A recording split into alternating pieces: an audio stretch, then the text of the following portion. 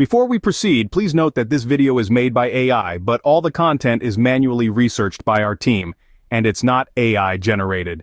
Ever been puzzled by the Xfinity email error code SRV-0001?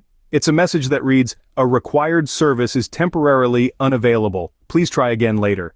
This error often pops up when users attempt to log into their Xfinity email or even while accessing the Xfinity app or other Xfinity services. Now, let's dive into the possible fixes for this error.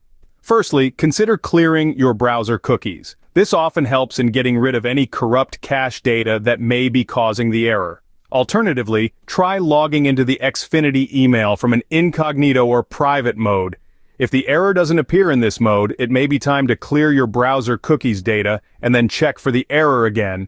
If clearing the browser cookies doesn't solve the issue, perhaps it's time to switch to a different browser.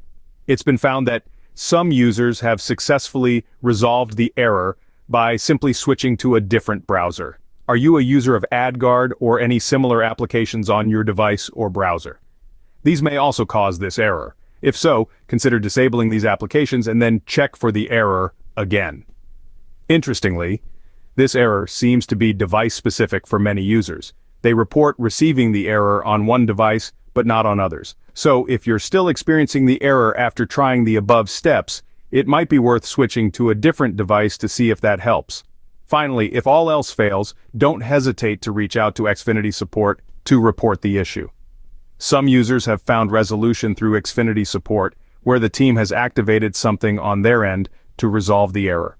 To summarize, if you're facing the Xfinity email error code SRV-0001, try clearing your browser cookies or using incognito mode, switching to a different browser, disabling AdGuard or similar applications, switching devices, or reaching out to Xfinity support. If you like this information, don't forget to subscribe. It will be a great support. And for more tech updates, visit queries.com.